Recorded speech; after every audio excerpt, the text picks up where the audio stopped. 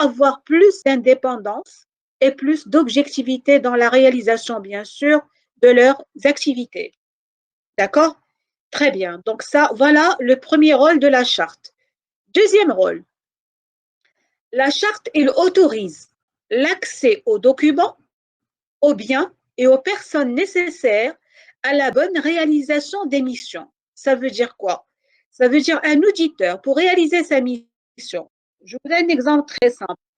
Si je prends le cas d'un audit comptable et financier, pour auditer, l'auditeur, il a besoin de quoi comme document, par exemple? Madame, Oui? désolé de vous interrompre. Il y a sur le chat, on ne voit pas le diapo. Est-ce que vous pouvez vérifier? Si, c'est partagé. Pour nous, C'est quelle session? Dans Ah, la la session, première, madame. la La deuxième. deuxième. ah, La deuxième. voilà, je repartage encore. Très bien. C'est bien de me le dire, s'il vous plaît. Donc, Merci voilà. beaucoup, madame. D'accord, merci. OK. C'est bon. Donc,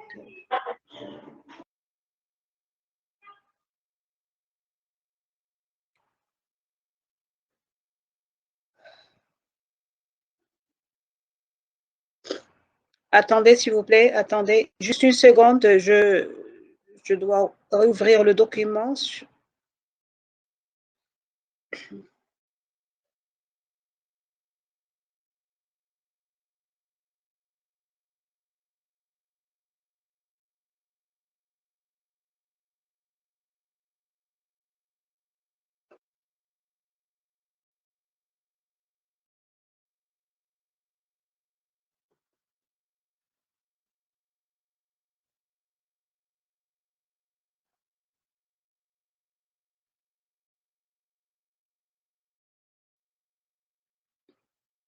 Ça va maintenant, s'il vous plaît? C'est bon? Très bien. Oui, Pour les deux madame, sessions, s'il vous d'accord. plaît. Pour les deux. Merci. Oui, Très merci. bien. Donc, voilà. Suivez avec moi, s'il vous plaît. Donc, à votre avis, je reprends ma question. Pour réaliser, par exemple, je dirais une vérification comptable, l'auditeur, il a besoin de quoi comme document, par exemple? Les états de synthèse? Très bien. Elle a besoin des pièces justificatives et des états de synthèse. Très bien. Donc, ça veut dire quoi? Ça veut dire si, par exemple, il veut juger la réalité et la régularité d'une opération, il va demander, bien sûr, les pièces justificatives. Très bien. Donc, normalement, ça veut dire pour faire son travail, l'auditeur, il a besoin d'un certain nombre de documents. Ces documents, bien sûr, pourquoi on doit lui donner? Tout simplement parce que c'est les normes d'audit qui précisent cette information. Est-ce que c'est clair? Autrement dit, je vous donne un exemple très simple. Lorsqu'un auditeur comptable et financier, par exemple, il veut auditer un audit juste spécifique, par exemple, parce que dans la pratique, on n'audite pas toute la comptabilité, ça dépend des cas. Il veut auditer, par exemple, juste les immobilisations. D'accord? Ça veut dire l'objet d'audit, c'est quoi? C'est l'audit des immobilisations. Ça veut dire l'auditeur va vérifier est-ce que les immobilisations acquises par l'entreprise sont évaluées à leur vraie valeur? Est-ce qu'on a utilisé les comptes adéquats avec les intitulés et le numéro de compte adéquat? Est-ce que nous avons, par exemple, suite à un contrôle physique, ces immobilisations existent réellement chez l'entreprise? Et ainsi de suite. Dans ce cas, l'auditeur, lorsqu'il va demander des documents, il n'a le droit de demander que les documents liés à l'objet de sa mission. C'est-à-dire, par exemple, il ne peut pas demander des factures de matières premières. Vous comprenez ce que je dis? Parce que si l'auditeur demande des documents relatifs à ses IMO, il a le droit de les avoir et l'entreprise, elle a l'obligation de lui en donner.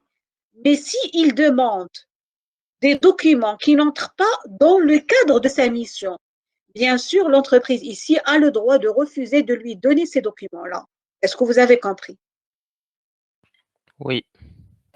Et Oui, bien sûr, madame. il n'a pas le pouvoir d'exiger à l'entreprise d'avoir, c'est-à-dire ces documents. D'ailleurs, loin de là, pour vous donner plus de précision, bon, parce que ici, je suis obligée de vous dicter chaque fois des cas pratiques.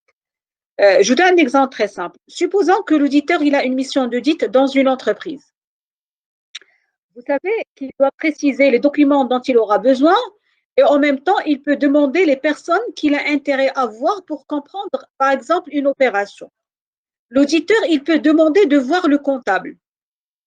Est-ce que c'est clair? Donc, s'il demande de voir le comptable pour pouvoir comprendre certaines opérations déjà effectuées par le comptable, bien sûr, il a l'obligation, la société, pardon, a l'obligation de lui donner cet accès-là. Par contre, si l'auditeur, par exemple, veut demander ou bien il demande de voir un directeur des achats et la société refuse, bien sûr, le droit est avec la société. Il n'a pas le droit de lui parler. Et si jamais il lui parle, il ne pourra pas écrire ça dans son rapport d'audit parce que dans ce cas, son rapport, il risque d'être refusé par le mandataire. Rien pour vous dire, la mission d'audit, il est bien cadré par la loi. C'est-à-dire, si on ne respecte pas ces normes, c'est quoi le risque? Le rapport d'audit, on risque, c'est-à-dire de l'avoir être refusé par le mandataire. C'est-à-dire, il ne sera pas accepté par le mandataire et dans ce cas, c'est le mandataire qui obtiendra gain de cause. Est-ce que c'est clair? Et même d'ailleurs, le mandataire peut parfois refuser de payer l'auditeur. Hein. Très bien. Donc, troisième point, c'est définir le champ des activités d'audit interne. Ça veut dire ici, vous voyez très bien que le champ des activités, il est limité. Il est limité par quoi? Selon les définitions, bien sûr, des normes d'audit. C'est-à-dire, si j'ai une mission d'audit bien spécifique, je n'ai pas le droit d'aller au-delà. Par exemple, j'ai un audit opérationnel de la fonction marketing, je n'ai pas le droit d'auditer la production. Pourquoi? Parce que dans ce cas, mon champ d'activité, c'est le marketing. Si j'ai un audit de la production, je n'ai pas le droit d'auditer l'approvisionnement. Est-ce que vous avez compris? Parce que n'oubliez pas que l'entreprise, ça doit bien sûr, je dirais, le cadre interne de l'entreprise doit être respecté. C'est bon?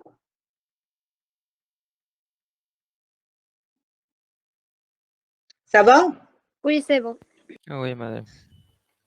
Très bien.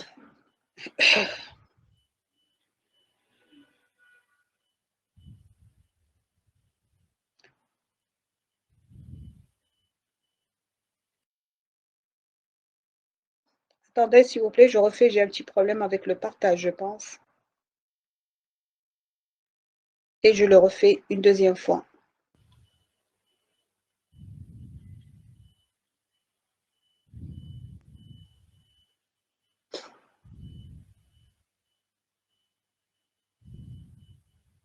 Très bien. Donc,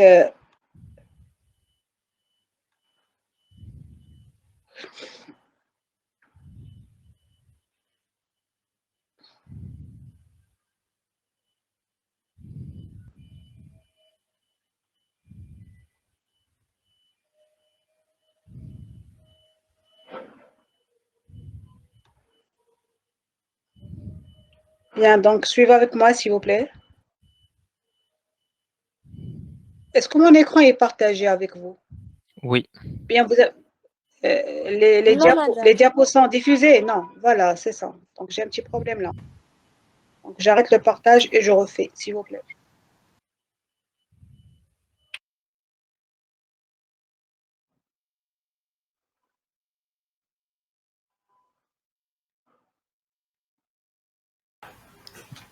Maintenant, oui. Maintenant, oui, mais il y a un petit problème, c'est que les diapos ne se diffusent pas. Donc, très bien, c'est bon. Je pense maintenant, c'est bon.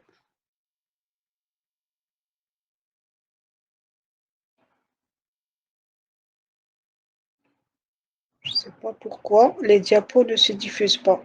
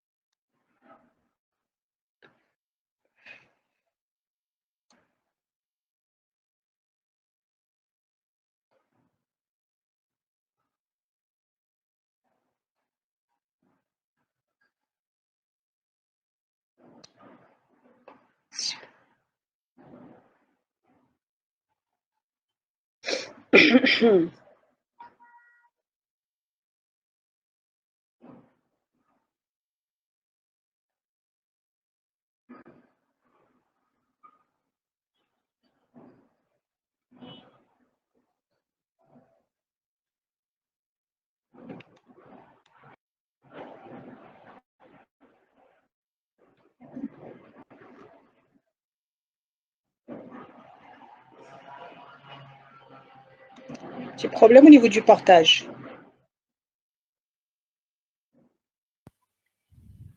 Est-ce que maintenant il est partagé, s'il vous plaît?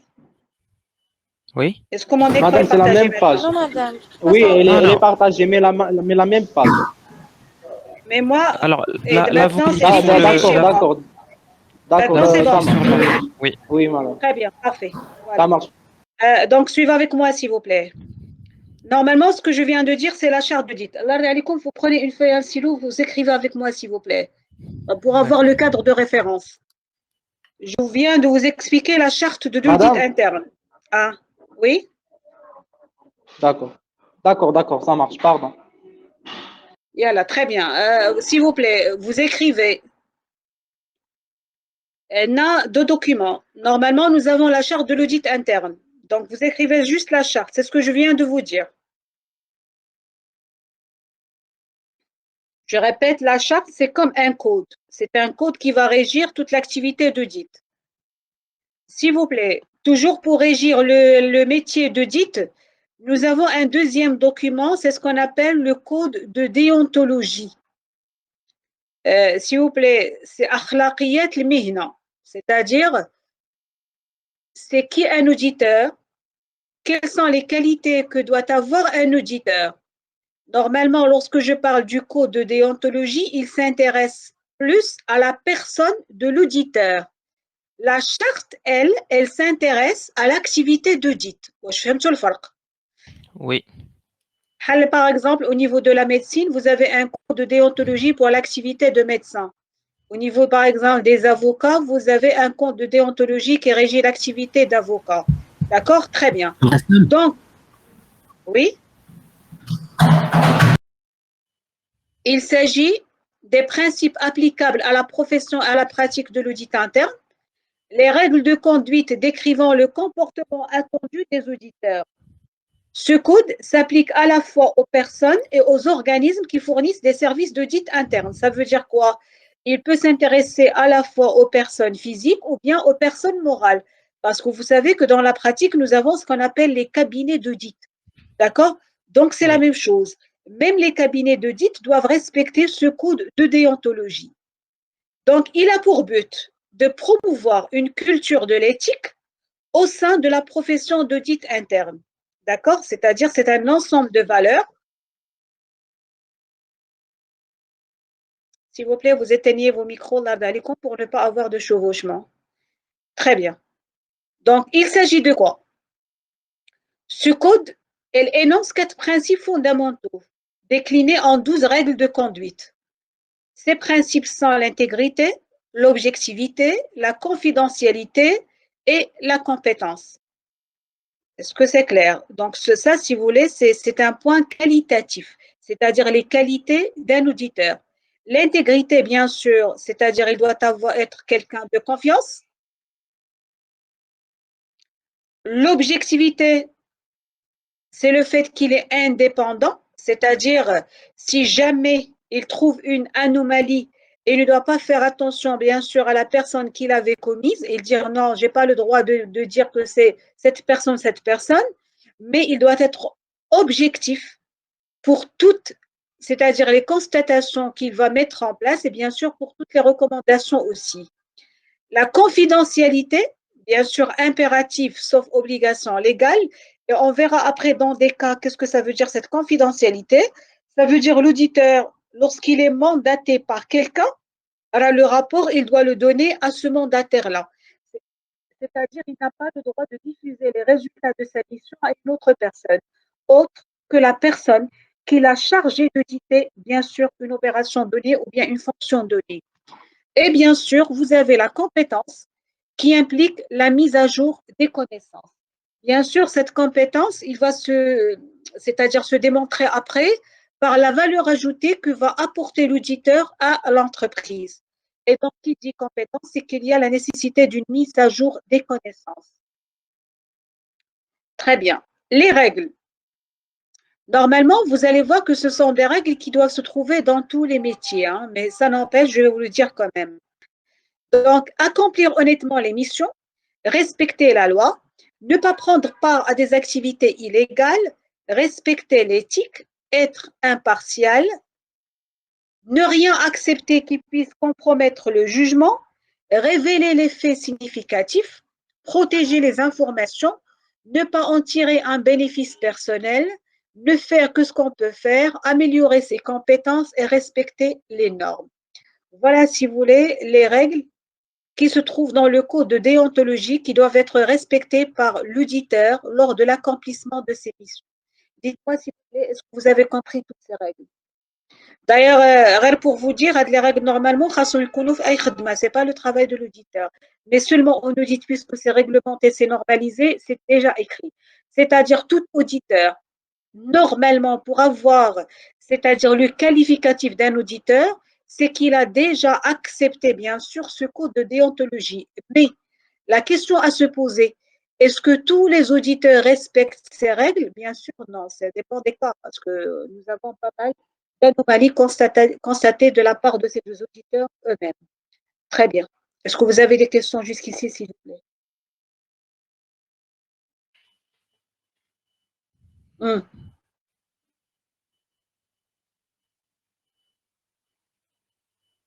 Oui? Très bien, c'est ça. Quelle est ta question? S'il vous plaît, le code de déontologie, il s'appelle comme ça. Normalement, c'est un code. C'est comme un référentiel qui précise, voilà, les valeurs qu'on doit respecter lorsqu'on exerce un tel métier. C'est akhlaqiyat al-mihna. Est-ce que c'est clair? Alors que lorsque je parle de la charte, normalement, c'est un ensemble, ou plutôt c'est un référentiel qui comporte un ensemble de normes. Ces normes vont régir le métier d'audit en général. C'est l'activité d'audit. C'est ce qu'on va voir par la suite. Est-ce que c'est clair, s'il vous plaît? Madame, Oui, madame, j'ai pas compris. je vous écoute. J'ai pas compris le principe d'objectivité. Pardon? J'ai pas bien compris le principe d'objectivité. Normalement, c'est quoi une personne intègre? J'ai juste le terme. Une personne intègre, c'est quoi? C'est quelqu'un de confiance, tout simplement. C'est une qualité. Lorsqu'on vous dit, par exemple, vous êtes intègre, ça veut dire que vous êtes quelqu'un de confiance. On peut vous faire confiance. C'est normal parce qu'un auditeur, si le mandataire n'a pas confiance à l'auditeur, comment, par exemple, il pourra lui mandater pour pouvoir détecter les anomalies et donner la solution adéquate? Est-ce que vous avez compris? C'est ça le principe d'intégrité. D'accord? Oui. Bien sûr, pour être quelqu'un de confiance, ça demande pas mal de valeurs. C'est-à-dire, vous n'êtes pas, par exemple, une personne corrompue, parce que, attention, parce que dans la pratique, je peux vous donner un exemple très simple. Supposons que vous êtes un auditeur et, par exemple, vous êtes mandaté par le conseil, plutôt par le conseil d'administration, les actionnaires. Et quand vous faites votre mission d'audit, vous constatez que la direction générale ou bien le directeur général est impliqué dans la défaillance, soit détournement de fonds, soit une irrégularité, ainsi de suite. Le directeur vous dit, par exemple, vous ne diffusez pas cette information et vous aurez, par exemple, une somme d'argent à titre de corruption. Si l'auditeur accepte, est-ce qu'il est intègre dans ce cas? Non. Est-ce que vous avez Non. compris? Voilà, donc ce sont des qualités. C'est la raison pour laquelle je vous dis, faites attention, ça c'est sur le plan théorique. Le code de déontologie. Mais est-ce que ça veut dire tous les auditeurs au monde sont des personnes intègres? Bien sûr, non. La preuve, c'est quoi? C'est que les plus grands scandales financiers au monde, le cas de la société Enron, c'était quoi? C'était normalement une société qui a induit les actionnaires en erreur. Qui était complice? C'est le plus grand cabinet d'audit au monde. C'est le cabinet Ariston. Est-ce que vous avez compris? Dans ce cas, l'auditeur, c'est lui qui a aidé la société à tromper les actionnaires. Est-ce que vous avez compris? Oui. D'accord? C'est-à-dire dans la pratique, pourquoi? Parce que dans la réalité, l'auditeur va vous dire, moi, je suis payé pour conseiller l'entreprise. Et donc, parfois, il peut être amené à conseiller l'entreprise à faire une optimisation fiscale. Voilà, il n'est plus intègre. Par la même occasion, il peut conseiller l'entreprise à faire une évasion fiscale parce que ça n'empêche, lui, il travaille pour le compte de l'entreprise. Est-ce que c'est clair? Oui? Oui, c'est clair. Oui. Alej? Il est affiché devant moi. Faites attention. Pour les deux sessions.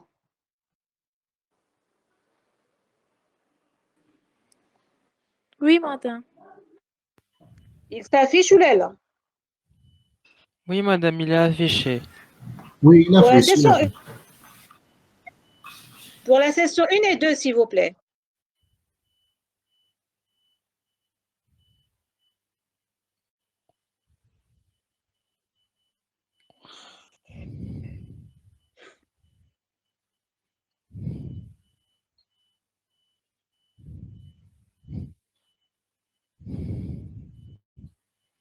Ah, je vais refaire la même chose pour la session 2, j'espère. J'arrête les enregistrements et je reviens.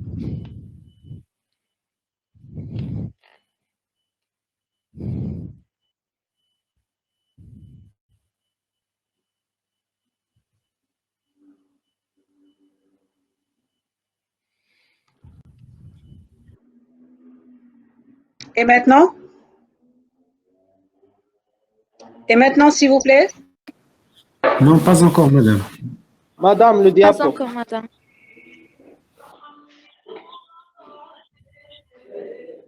Il est affiché pour la session 1. La session 2 Mais maintenant. non, Pour la madame, non, session pas deux, encore. Pas encore. S'il vous plaît, Lardelico.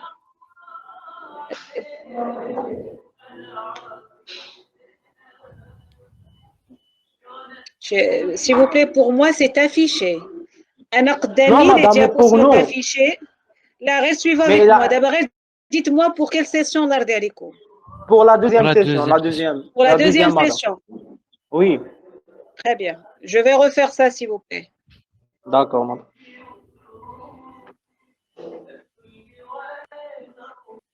Coupez vos micros, s'il vous plaît.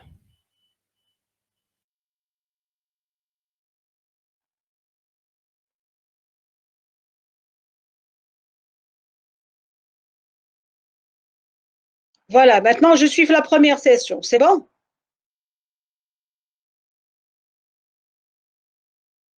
La première session, c'est bon. La deuxième session. Pas encore. Pas encore, madame, pas encore. Pas encore, madame.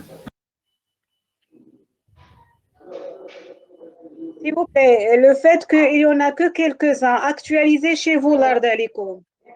Parce On qu'il a n'y a que actualisé, quelques-uns. madame. Et ouais, نفس البروبلème, il n'a pas affiché. vous êtes dans quelle session? La deuxième Deuxième. session, madame. S'il vous plaît, les personnes de la deuxième session, est-ce que vous n'avez pas tous l'affichage? Oui, madame. Oui. Oui, madame. Oui, madame. كيفاش ما عندكمش l'affichage كلكم؟ كامل ما عندناش لافيشاج. لا ما كاينش. غير لا دوزيام سيسيون بالنسبه لا بروميير سيسيون راه عندهم الي افيشي ولكن بالنسبه لنا حنايا في لا دوزيام سيسيون اون با افيشي. Très bien, je vais voir ce que je peux faire. بلاتي.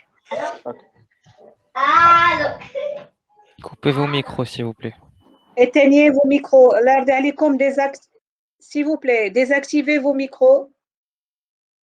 C'est bon? يجاوبني غير واحد بواحد الارض عليكم. Non. Non, D'accord, pas encore, madame. attendez. D'accord. Affichez maintenant? Pas encore. Très bien. Pas encore. Voilà. يلا actualisez الارض عليكم. شوية. D'accord, on va actualiser. D'accord. On va actualiser. شي من عندي. Très bien. On a actualisé, madame, mais pas encore. Il n'a pas affiché. يلا وعاود. S'il vous plaît. Dépêchez-vous. الله تقرزي عليكم. On doit avancer شوية. Dépêchez-vous.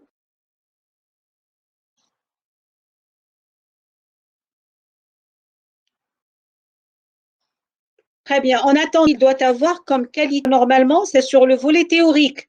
Ça ne veut pas dire que tous les auditeurs au monde, ils ont ces qualités-là. C'est comme les médecins. Est-ce que c'est clair? D'accord? C'est-à-dire parce que normalement, dans la pratique, toute fonction elle a un code de déontologie qui régit cette fonction.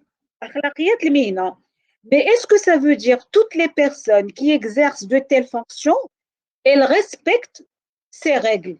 Bien sûr, à la limite, il y en a qui les respectent, il y en a pas qui les respectent pas, il y en a qui les respectent à moitié et ainsi de suite. Est-ce que vous avez compris? Ou bien les qualités que doit avoir toute personne dans sa vie, mes chers les auditeurs. Un poste, il doit avoir ces règles-là normalement. D'accord? Très bien. Donc, oui.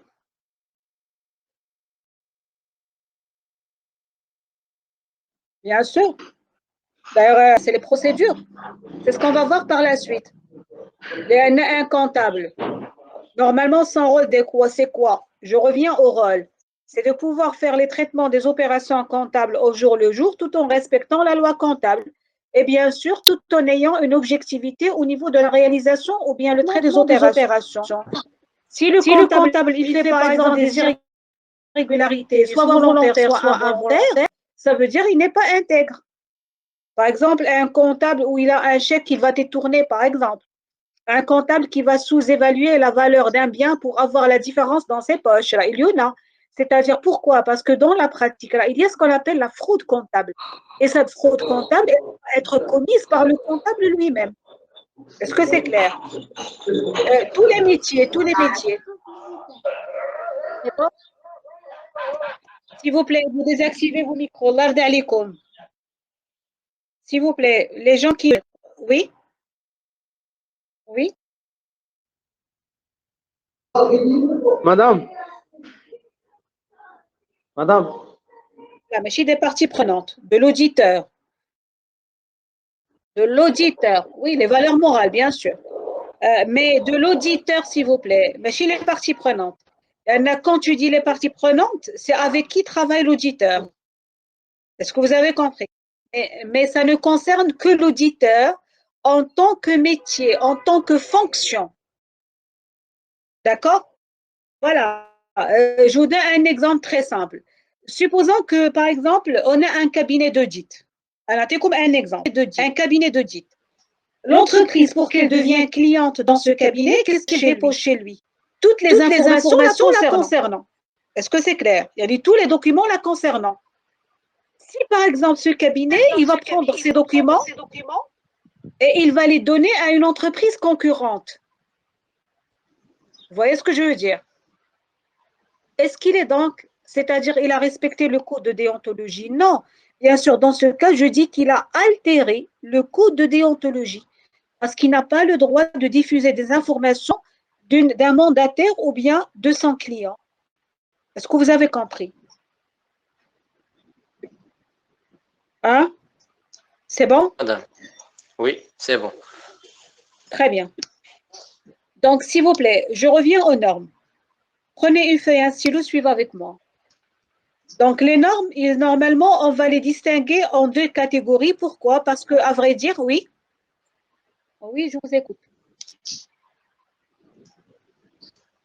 Oui. Hein?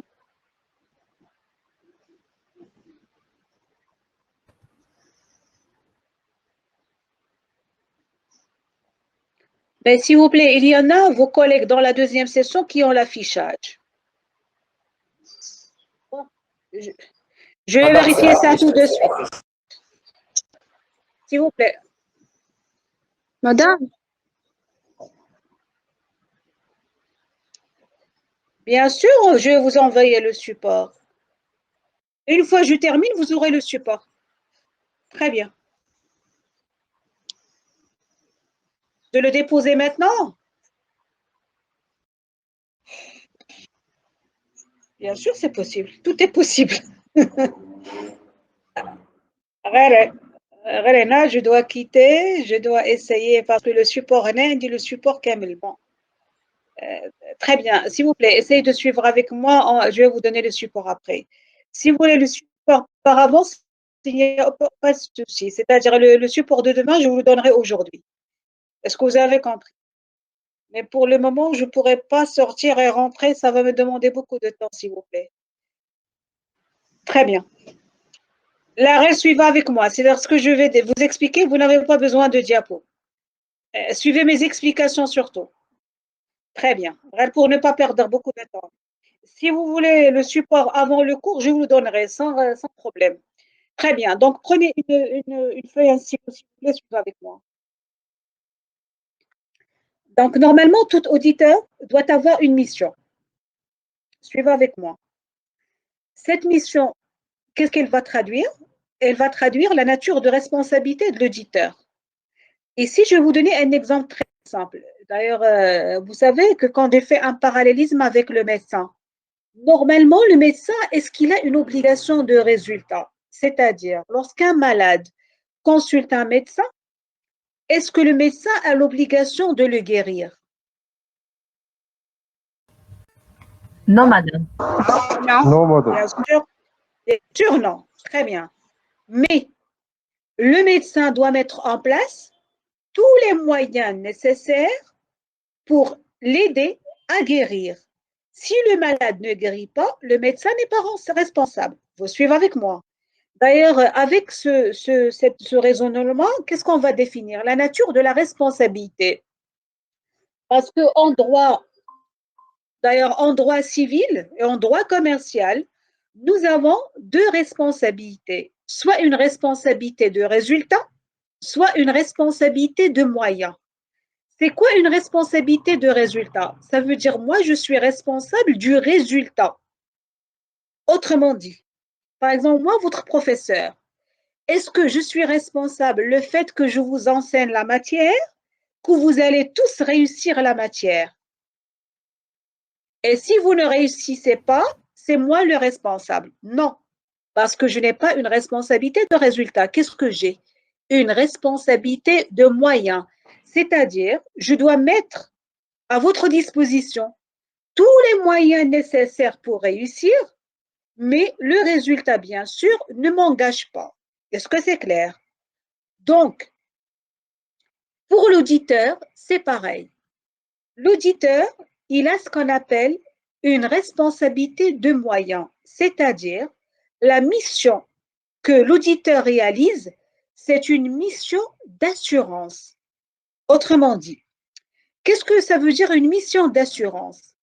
C'est-à-dire l'auditeur, il travaille, il accomplit sa mission d'audit pour donner au mandataire l'assurance que tout va bien.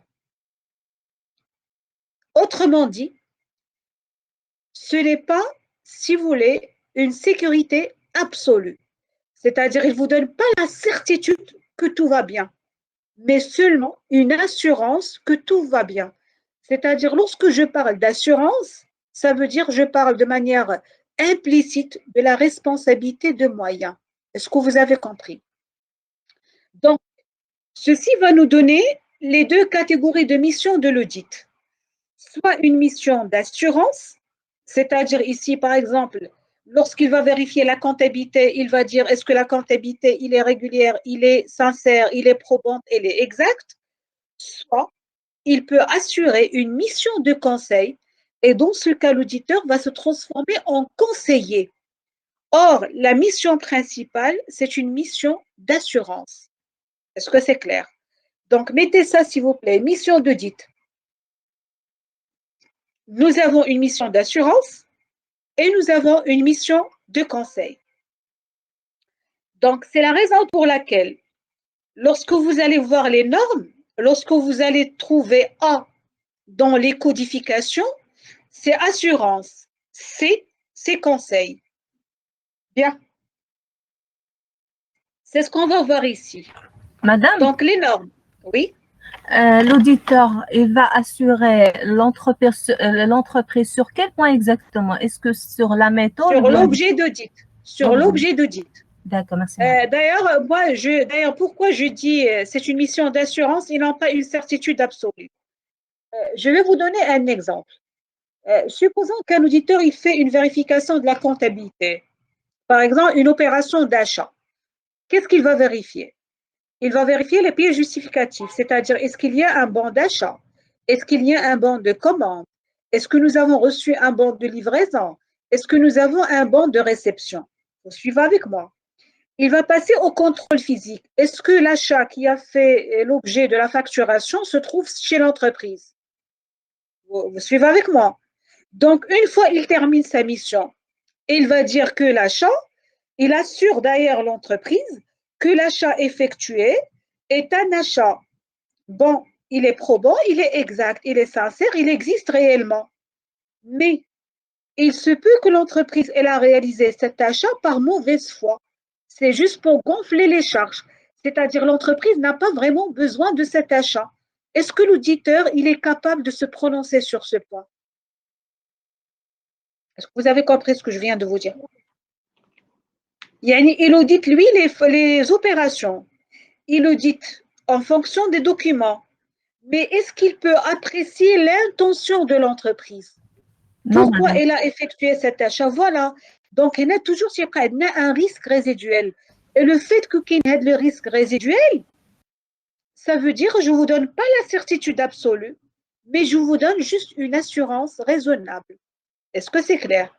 D'ailleurs, c'est comme le médecin. Le médecin doit mettre en place normalement tous les moyens nécessaires pour guérir son malade. D'accord? Mais est-ce qu'il vous donne la certitude absolue? Non. Pourquoi? Parce qu'il y a toujours un risque résiduel et ce risque résiduel existe toujours. D'ailleurs, ce qu'on dit dans la pratique, le risque zéro n'existe pas. Est-ce que c'est clair? Et on verra ça d'ailleurs par la suite lorsqu'on va étudier le management des risques. OK?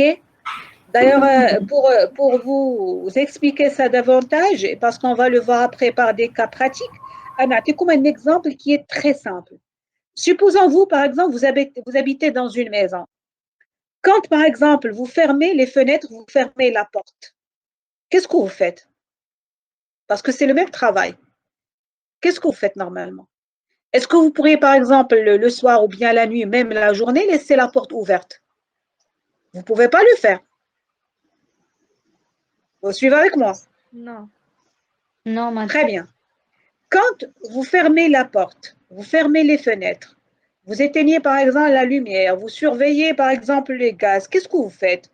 C'est-à-dire, vous voulez être assuré que tout marcherait bien. Mais est-ce que ceci peut vous éviter 100% le risque de vol, par exemple? Non, madame. Non, madame. Non. Voilà. Je fais tout ce que je veux dire. Il y a toujours Oui, le madame. risque résiduel. Le risque résiduel qui est toute activité. Donc, l'auditeur, le fait qu'il audite une entreprise, mais il ne pourra pas donner la certitude absolue. Il se peut que l'entreprise elle a accompli une telle mission ou bien une telle tâche par mauvaise foi et l'intention, normalement, il n'est pas quelque chose de mesurable et de quantifiable. Donc, automatiquement, on ne peut pas donner la certitude absolue. Ça, ce que j'aimerais que vous sachiez, s'il vous plaît, 2 points. Et Anina, j'ai parlé de 2 notions qui sont spécifiques à l'audit. Assurance raisonnable. Yani, je vais accepter le risque résiduel. Certitude absolue. Yani, tout ce que je vous dis, il est à 100% vrai. C'est ça la certitude absolue. Or, la certitude absolue, mais qui n'est normalement dans les sciences qui ne sont pas exactes. Parce que là, on fait de la gestion. Et là, dans la gestion, la science n'est pas exacte. Ce n'est pas comme les mathématiques, comme 1 plus 1 égale à 2. C'est-à-dire, je vous dis, vous avez la certitude absolue que 1 plus 1 égale à 2. Est-ce que c'est clair? Parce que la science est exacte. En gestion, la science n'est pas exacte. Donc, on ne peut pas parler d'une certitude absolue. Est-ce que c'est clair? Très bien. Donc, S'il vous plaît, madame, oui, je n'ai pas bien saisi la mission de conseil. S'il vous plaît. on va la voir par la suite, s'il vous plaît. Très bien. D'accord. Mais suivez avec moi, je vais y arriver. D'accord. Donc, pour les normes, s'il vous plaît, on va distinguer 3 catégories de normes. Les normes de qualification. Moi, la série 1000, s'il vous plaît, la série 1000, c'est la codification. Le code, la loi, qui énonce les caractéristiques que doivent présenter les organisations et les personnes accomplissant des activités d'audit interne, c'est-à-dire la qualification de l'auditeur ou bien des cabinets d'audit. Les normes de fonctionnement, c'est la série 2000, qui décrivent la nature des activités d'audit interne et définissent des critères de qualité permettant d'évaluer les services fournis, c'est-à-dire c'est quoi les activités d'audit interne et bien sûr les normes de mise en œuvre, c'est dans la série 1000 ou 2000 qui décline les précédentes pour des missions spécifiques. C'est-à-dire ici, c'est comment on va appliquer les normes de qualification et les normes de fonctionnement dans un cas bien sûr spécifique ou bien dans une mission réelle. D'accord? C'est ce qu'on va voir par la suite. S'il vous plaît. D'ailleurs, ce que je vous avais dit tout à l'heure, parce que les normes, je répète, ça donne un référentiel de milliers de pages. Bien sûr, on ne pourra pas traiter toutes ces normes, mais j'ai sélectionné juste les normes qu'il faut bien maîtriser pour aller loin dans ce domaine, s'il vous plaît. Donc, c'est vraiment le résumé du résumé du résumé. Les normes, on va essayer de les lire, bien sûr, norme par norme. Je vais essayer de les expliquer. Si vous avez des questions, je pourrai y répondre. Mais ça n'empêche, je vais vous déposer ces normes, s'il vous plaît. Il faut les lire attentivement. Et toute norme que vous ne comprenez pas, il faut la noter et vous me demandez ça par la suite. Est-ce que c'est clair? Si vous comprenez les normes, vous allez comprendre tout le travail de l'audit qui va venir par la suite. Parce que dans les normes, on trouve tout, absolument tout ce qui concerne le travail ou bien la mission d'audit en général. Bien. Donc, je reviens juste avant d'aller plus loin à la mission de conseil. Je vous avais dit, la mission principale d'audit, c'est la mission d'assurance. C'est-à-dire, quand quelque chose ne marche pas ou bien l'entreprise, il veut avoir une assurance, il va demander à l'auditeur d'accomplir une mission pour lui donner une assurance sur un point déterminé. La mission de conseil, c'est une mission annexe. C'est-à-dire ici, l'auditeur, il peut se transformer en conseiller d'entreprise. Je vous donne un exemple très simple. Supposons que l'entreprise, il veut faire un investissement. Normalement, pour faire un investissement, je pense que vous l'avez déjà vu en gestion financière, il faut étudier la faisabilité de cet investissement. Vous faites une étude de faisabilité pour choisir l'investissement qui va être le plus rentable pour l'entreprise, mais en même temps choisir le plan de financement le plus adéquat. Est-ce que c'est clair? Donc, il se peut que l'entreprise, elle veut avoir l'avis d'un auditeur, et dans ce cas, l'auditeur va se transformer en conseiller pour conseiller l'entreprise sur l'intérêt de cet investissement ou bien sur quel est le mode de financement le plus adéquat pour l'entreprise. Est-ce que c'est clair? Dans ce cas, la mission, ce n'est pas une mission de conseil, mais plutôt, ce n'est pas une mission d'assurance, mais c'est une mission de conseil. D'accord? Mais l'auditeur n'a pas le droit de donner ce conseil que lorsqu'il sera sollicité par le mandataire. Est-ce que c'est clair? Il y en a toujours le mandataire, la personne qui lui demande, c'est elle qui doit lui demander le conseil. Toujours respecter le code de déontologie. Est-ce que c'est bon, s'il vous plaît, pour la personne qui a demandé la mission de conseil? C'est clair, madame, merci. Très bien. Madame, Oui. le mandataire, c'est le directeur général de l'organisation, quoi. Ça peut être la direction générale, mais ça peut être une tierce personne. Je vais vous donner les cas. Normalement, le mandataire, c'est qui? C'est la personne qui a déclenché la mission d'audit. Si je suis dans une entreprise, par exemple, ça peut être la direction générale. Si je suis dans une société anonyme, par exemple, il se peut qu'un actionnaire mandate un auditeur pour auditer l'entreprise. Je vous donne un exemple très simple. Supposons que les actionnaires ne sont pas satisfaits des dividendes reçus. Ça veut dire quoi? Ça veut dire qu'ils constatent que l'entreprise leur distribue des dividendes, je dirais, c'est-à-dire inférieurs, alors que l'entreprise, par exemple, elle a des signes externes de richesse. C'est-à-dire les dirigeants, ils présentent des signes de richesse, ils changent de voiture, par exemple, et les actionnaires reçoivent une partie inférieure de dividendes. Dans ce cas, les actionnaires, ils ont le droit de mandater un auditeur pour auditer les comptes de l'entreprise. Le mandataire ici, c'est qui? C'est les actionnaires. Est-ce que c'est clair? Donc, c'est pas toujours, c'est pourquoi je dis moi mandataire.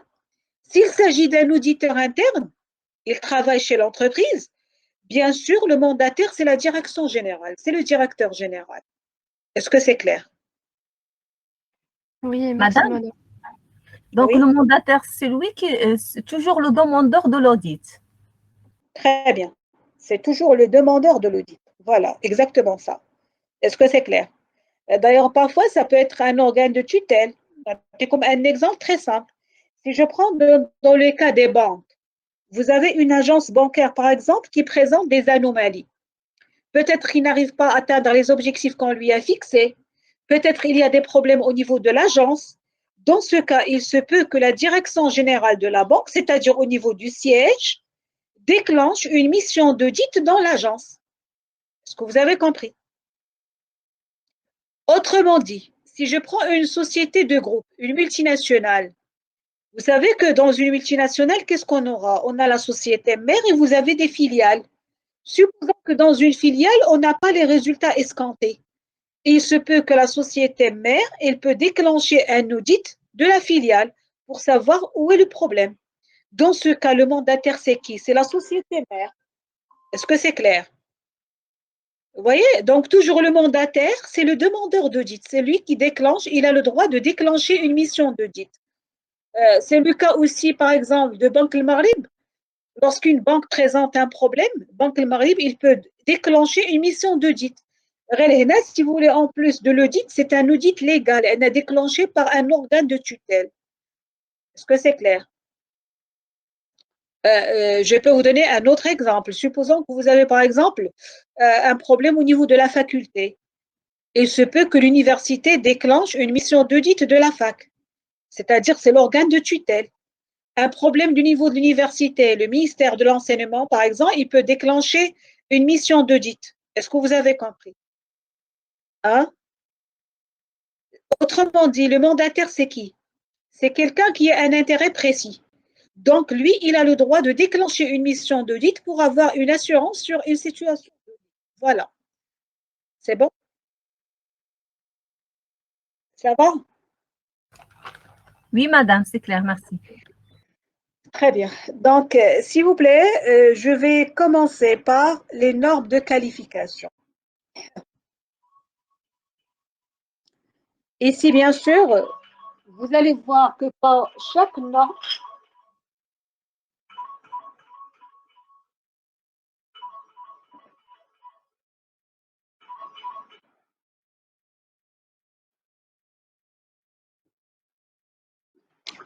voilà, donc s'il vous plaît, pour chaque norme, vous avez une codification.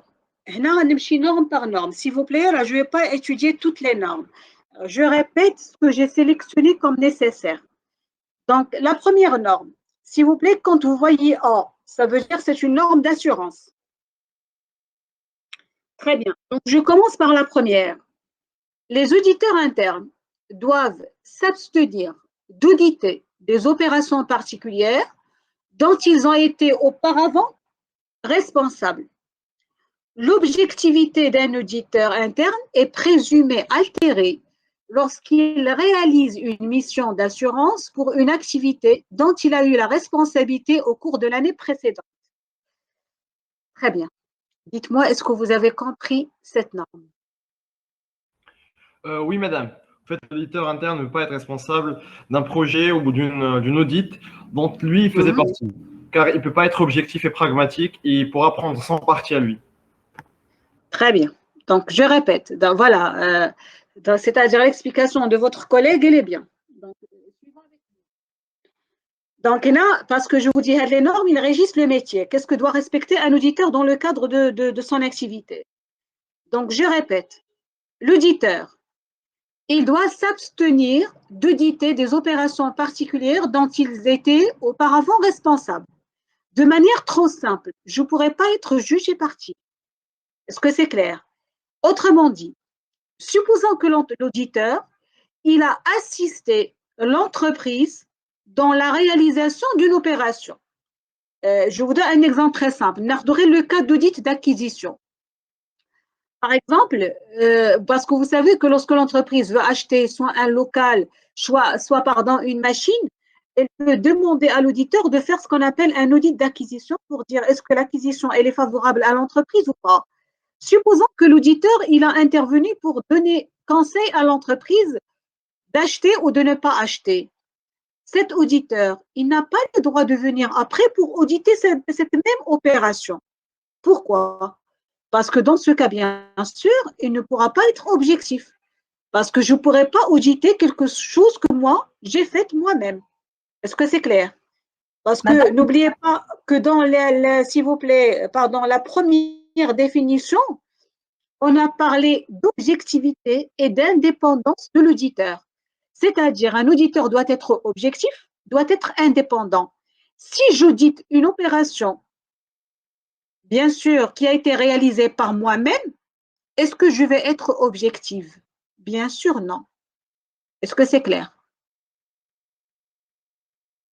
Oui? Madame, dans ce cas, si tu avéré après qu'il a donné des recommandations, l'entreprise a réalisé par exemple cette acquisition, et si tu avéré après que cette acquisition a des effets sur une autre fonction, c'est-à-dire que l'auditeur dans ce cas n'est pas responsable direct, mais peut-être un autre effet. C'est-à-dire que cette acquisition qui a causé un effet sur votre fonction, bien sûr, l'activité de l'entreprise. Oui, c'est possible. Mais ce n'est pas ça l'idée. C'est une autre idée. Bien sûr, parce que ton idée, si j'ai bien compris ce que tu voulais dire, c'est que le travail d'auditeur n'est pas un travail que normalement c'est-à-dire qu'il ne pourra pas avoir de risque. D'ailleurs, dans la pratique, c'est ce qu'on va voir par la suite, là, on a le risque d'audit. C'est-à-dire le risque que l'auditeur ne réalise pas bien sa mission. Donc, ça ne veut pas dire que lorsque, par exemple, il y a une activité auditée, c'est une activité qui est sûre à 100%. Là, ça veut dire toujours l'assurance. Mais l'idée dans cette norme, c'est tout à fait normal. C'est-à-dire, je ne pourrais pas être juge et partie en même temps. Je ne pourrais pas, par exemple, supposons que l'auditeur, par exemple, pour vous simplifier la tâche, n'atterrit le cas de l'audit comptable. Supposons que l'auditeur, par exemple, il était le chef comptable l'année dernière. C'est lui qui a statué sur les comptes. C'est lui qui a établi les documents de synthèse. Une fois il devient auditeur, bien sûr, il ne pourra pas auditer ses comptes parce que c'est lui qui les a établis. Tout simplement. Parce que dans ce cas, il ne peut pas être objectif. Est-ce qu'il va dire que moi, j'ai commis telle irrégularité? D'accord? C'est-à-dire, pour maintenir cette objectivité, l'auditeur ne doit pas auditer une opération pour laquelle il était responsable ou bien il a contribué à sa réalisation. Voilà l'idée principale de cette norme. Je répète toujours entre parenthèses, cette chiffre les normes. La pratique, elle a des dérapages. D'ailleurs, si on aura l'occasion de se voir en présentiel, on pourra traiter des cas pratiques. D'ailleurs, même non, lorsque je vais discuter avec vous des cas réels, en matière d'audit, vous allez comprendre de quoi je parle. Est-ce que c'est clair? Hein? C'est bon? Oui, madame. Très bien. Donc, la deuxième norme. Les missions d'assurance concernant des fonctions dont le responsable de l'audit a la charge doivent être supervisées par une personne ne relevant pas de l'audit interne. Qu'est-ce que vous avez compris? C'est-à-dire, dans le cas où l'auditeur, c'est lui qui était responsable, bien sûr, de certaines fonctions, ce n'est pas lui qui doit les auditer, mais une tierce personne. Il peut être un audit externe. Est-ce que c'est clair? C'est-à-dire, ici, on peut faire appel à un auditeur externe pour auditer l'opération. Donc, finalement, les deux normes, A1, A2, c'est toujours dans la série 1130, et signifient la même chose. Ce qu'il faut retenir de ces deux normes-là, que pour être objectif, l'auditeur ne doit pas être impliqué dans la réalisation, bien sûr, de l'opération auditée. Voilà l'idée principale.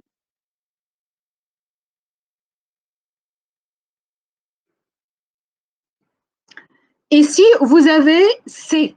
Ça veut dire quoi? Ça veut dire c'est une norme de conseil. Vous suivez avec moi? Donc, toujours 1130C, c'est-à-dire toujours je parle de l'objectivité. Les auditeurs peuvent être amenés à réaliser des missions de conseil liées à des opérations dont ils ont été auparavant responsables. Donc, qu'est-ce que vous comprenez là? L'objectivité et il doit être respecté, surtout dans la mission d'assurance, qui est la mission principale d'audit. Dans la mission de conseil, parce que c'est une mission annexe, l'auditeur, il peut bien sûr auditer les opérations dont il a été responsable auparavant. Est-ce que c'est clair? Faites attention, s'il vous plaît, aux termes. Je répète, l'objectivité doit être respectée à 100%. D'ailleurs, quel est le risque? S'il vous plaît, supposons que dans le cadre d'une mission d'assurance, l'auditeur, il a audité une opération dont il est responsable et il n'a pas avisé le mandataire. Comme la mission Diallo, il a rédigé le rapport d'audit. Si c'est le cas, le rapport d'audit sera considéré nul, c'est-à-dire n'a aucune valeur. Il n'a pas respecté une norme. Est-ce que c'est clair? Par contre, s'il s'agit d'une mission de conseil, l'auditeur, bien sûr, il pourra le faire parce que dans ce cas, c'est le mandataire qui lui a demandé. Ça n'entre pas dans sa mission principale. D'accord? Est-ce que vous avez compris?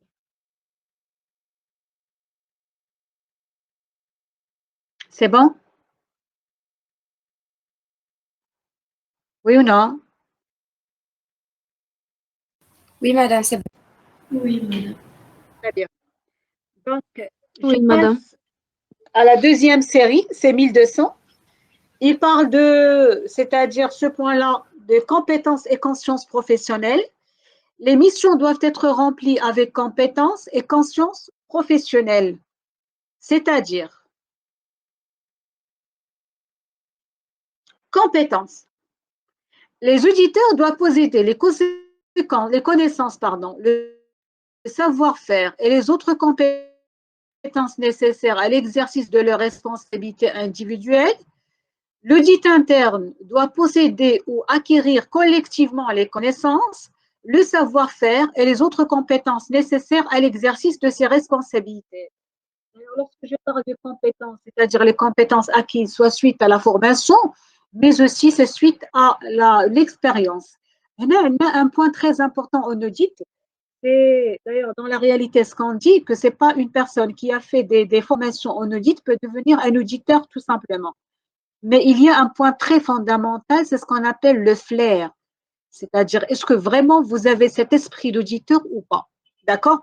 C'est la raison pour laquelle, lorsque je parle de compétences, c'est vrai que nous avons des auditeurs très compétents, même s'ils ne maîtrisent pas, s'il vous plaît, quelques contenus techniques, mais ils ont cet esprit ouvert, cet esprit critique et surtout cet esprit de raisonnement logique en quelque sorte. Donc, ça, c'est en général. C'est-à-dire, vous savez que tout métier, si on n'est pas compétent, on ne pourra pas le maîtriser. Ça va de soi. Donc, là aussi, dans les normes d'audit, on exige un certain niveau de compétence pour les auditeurs. Donc, comment? Vous avez le responsable d'audit doit obtenir l'avis et l'assistance de personnes qualifiées si les auditeurs ne possèdent pas les connaissances, le savoir-faire et les autres compétences nécessaires pour s'acquitter de tout au parti de leur mission. C'est-à-dire ici, je vous donne un exemple. S'il vous plaît, d'ailleurs, pour accomplir une mission d'audit, on peut, par exemple, maîtriser l'audit en lui-même. Or, l'audit en lui-même, c'est quoi? C'est un ensemble de démarches, c'est un ensemble de méthodes pour pouvoir auditer. D'ailleurs, on verra ça lorsqu'on va étudier la démarche d'audit. Alors, c'est une démarche normalisée. On respecte certaines étapes jusqu'à ce que j'arrive à la formulation de l'opinion motivée. Mais un auditeur, bien sûr, il n'est pas censé maîtriser tous les aspects. Je vous donne un exemple très simple. Supposons que nous avons un problème au niveau du système d'information. Or, l'entreprise, elle peut déclencher une mission d'audit. Qu'est-ce qu'on va auditer? On va auditer le système d'information. Mais l'auditeur, il n'est pas censé être un ingénieur en informatique. Vous suivez avec moi? C'est-à-dire, je peux comprendre la démarche d'audit, je peux comprendre les anomalies, mais je ne maîtrise pas beaucoup l'informatique. Dans ce cas, qu'est-ce qu'il peut faire? Il peut demander assistance d'une personne qui maîtrise l'informatique. Cette personne, qu'est-ce qu'il va faire? Il va l'aider à comprendre certains phénomènes. Et bien sûr, l'auditeur, il pourra compléter sa mission. Est-ce que c'est clair?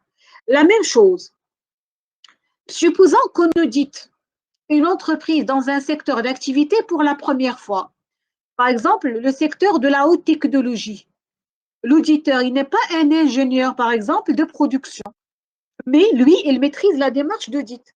Donc, il peut demander assistance, bien sûr, d'un ingénieur de production pour comprendre juste le processus de production de l'entreprise. Est-ce que c'est clair? Madame, Hein? l'auditeur, il peut consulter cette personne font partie de l'entreprise ou bien à l'extérieur? En général, elle doit faire partie du champ d'audit, c'est-à-dire de l'entreprise elle-même, pour comprendre. Donc, Elle n'a, par l'entreprise. exemple, voilà, d'ailleurs, vous savez que dans la pratique, on a eu un développement de ce métier d'audit au niveau des cabinets, où il y a des auditeurs spécialisés. Par exemple, il y a des auditeurs spécialisés dans l'industrie, des auditeurs spécialisés dans les entreprises financières, des auditeurs spécialisés dans les entreprises touristiques et ainsi de suite. Donc, normalement, pourquoi? Parce que la formation d'audit, c'est une formation en général, mais lorsque vous êtes sur le terrain, là, vous avez des particularités d'entreprise. C'est comme un exemple très simple. Supposons par exemple un audit comptable et financier. Et l'auditeur fait un audit au niveau d'une banque. Vous savez que la banque, il a un plan comptable bancaire. La comptabilité bancaire, c'est une comptabilité particulière. Or, l'auditeur, peut-être, il a une formation générale. Donc, lui, il connaît la démarche d'un audit comptable et financier. Mais peut-être il ne peut pas comprendre certains termes spécifiques à la banque. Dans ce cas, il peut demander assistance. Il n'y a pas de souci. Est-ce que vous avez compris? Mais dans la plupart des cas, ça doit être en interne. Pourquoi? Parce qu'on cherche à comprendre ce qui se passe dans l'organe audité, c'est-à-dire soit l'entreprise, soit le service, soit n'importe quoi.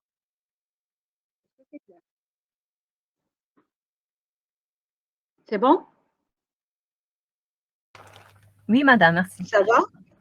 Très bien. Donc, nous avons...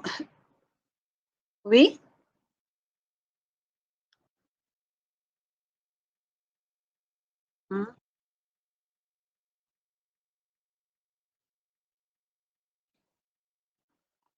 Anna, je vous parle de mon expérience, c'est-à-dire personnelle. Comme un exemple très simple, c'est-à-dire parce que j'interviens au niveau des cabinets et parfois on constate la chose suivante, c'est-à-dire moi au niveau des stagiaires, des stagiaires qui émanent de l'expertise comptable ou parfois même des masters d'audit ou bien de CCA. Ce qu'on constate, un stagiaire, yallah, déjà la première fois, mais on constate qu'il a le flair d'un auditeur. Est-ce que vous avez compris? Mais le premier jour, d'ailleurs, ça, moi, je le constate, ça fait le master, parce que j'interviens dans le master CCA. Il y a des étudiants, mais le premier jour, il y a le flair d'un auditeur. Est-ce que vous avez compris? C'est une sorte de vocation. C'est une vocation. C'est-à-dire, par exemple, il a cet esprit critique. Malheureusement, parfois, on trouve l'inverse. Parce qu'on assiste au niveau des campagnes de recrutement, et d'ailleurs, on avait l'expérience il y a récemment, moi et M. Abou Jawad, des jurys pour le recrutement des auditeurs. Qu'est-ce qu'on a constaté?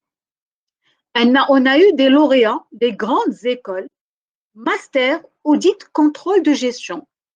D'accord? On cherchait des auditeurs pour le compte de grandes boîtes.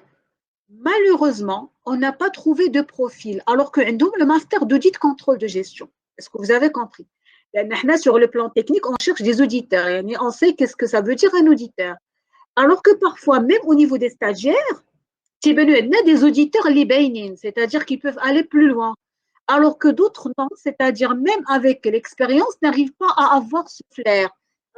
Comme c'est une question de vocation, c'est vrai que la compétence est trop importante, c'est-à-dire il faut avoir la maîtrise de pas mal de domaines. Même que je n'ai d'un auditeur, moi je ne connais pas qu'est-ce que je vais auditer, d'accord? Mais le plus pour être un bon auditeur, c'est ce flair-là, d'accord? D'ailleurs, c'est dans tous les métiers, mes chéris, l'audit. Surtout pour le top management, oui? Oui, je sais pas. Pardon? Voilà, qui va se démotivant pour vous? Pour vous? Oui. Non, mais attendez, attendez, s'il vous plaît. Là. Non, c'est ça, c'est pas ça ce que vous voulez dire. C'est question de vocation. Au contraire, la vocation, il y a la motivation de la personne. Est-ce que vous avez compris? Yani, مثلاً, il y en a d'entre vous, un exemple très simple. Il y en a d'entre vous, par exemple, qui sont motivés par le métier d'audit. عندكم de la motivation, vous voulez être des auditeurs. Vous suivez avec moi. Déjà, quand عندكم de l'esprit, je veux être un auditeur, c'est une vocation. Alors qu'il y en a d'entre vous, par exemple, qui vont dire, ah, moi, je n'ai rien à foutre de ça, moi, je n'ai rien à faire de tout ça, ça ne me motive pas. Est-ce que vous avez compris? Ou bien ça ne me dit rien, c'est juste un module que je dois valider pour voir qu'est-ce que je peux faire après. C'est la raison pour laquelle, comme un exemple, le master CCA, tous les éléments, par exemple, cette année, je les avais l'année dernière, l'audit, ou bien le contrôle gestion. Donc, je voyais en eux des futurs auditeurs ou là, des futurs contrôleurs de gestion. Est-ce que vous avez compris? Ce n'est pas démotivant, au contraire. Le premier point, c'est la motivation, la vocation. La maîtrise vient avec l'expérience. Un cas très simple, parce que la technique d'audit, elle se renforce par l'apprentissage. Un cas très simple. Supposons que moi, je suis auditeur, par exemple. J'audite aujourd'hui, par exemple, les entreprises dans le secteur financier. Donc, une expérience sur le secteur financier. Quand je vais auditer, par exemple, une entreprise sur le secteur d'industrie, un autre bagage. Je cumule les expériences. La démarche d'audit dans le secteur industriel, je la connaissais déjà. Le domaine commercial, pareil. Je peux aller au domaine touristique, pareil. Donc, avec l'expérience, qu'est-ce qu'on va cumuler? On va cumuler un certain bagage suite à nos expériences sur le terrain. C'est une méthodologie de travail. Qu'est-ce qui va servir à ça? Il va servir à économiser le temps. Parce qu'on va voir après, lorsqu'on va auditer pour la première fois, qu'est-ce que je dois maîtriser? Je dois maîtriser bien sûr l'environnement de l'entreprise, le secteur d'activité. Si le secteur, j'avais travaillé là-dessus la première, la deuxième fois, à la première étape, ça y est, je ne vais plus la faire, je le maîtrise déjà. Est-ce que vous avez compris? D'accord? Donc, c'est une question de vocation, bien sûr, c'est une question de compétence et bien sûr, l'expérience vient en troisième lieu. D'accord? Et d'ailleurs, c'est la raison pour laquelle le volet expérience, il est pris en considération par les normes. Oui, parce que si c'est une exigence, pardon, je termine ma phrase, si l'expérience est une exigence, un auditeur ne pourra jamais commencer l'audit. Est-ce que vous comprenez ce que je dis? Mais maintenant, dans les cabinets, on a les auditeurs juniors, nous avons les auditeurs seniors et ainsi de suite. Oui, je t'écoute, oui. Qu'est-ce que tu peux Madame, dire? je suis vraiment désolée, mais on a une autre séance avec le prof de PFE à 16h30. Ah, d'accord, très bien. Donc, s'il vous plaît, juste 2 minutes. S'il vous plaît, je vais vous envoyer les normes d'audit aujourd'hui. Dites-moi, s'il vous plaît, demain matin, est-ce que vous avez cours après moi? Oui, madame, on a compris. Oui, madame. Oui, madame. On n'a pas cours après vous, madame. Très bien, c'est bon, c'est pas grave. On va maintenir notre horaire, s'il vous plaît. S'il vous plaît, ce que je vous demande, je vais vous envoyer les normes. Faites une lecture ce soir-là, comme ça on pourra avancer rapidement. D'accord? Parce que les normes, ça va nous demander beaucoup de temps, s'il vous plaît, et c'est très important pour la suite du cours. D'accord? Et là, sur ce, merci à vous. On s'arrête, s'il vous plaît, aujourd'hui. Merci, madame. Merci à vous. À demain, Inch'Allah. Et au revoir. À bientôt, madame. Merci, madame. Au revoir. Merci à vous.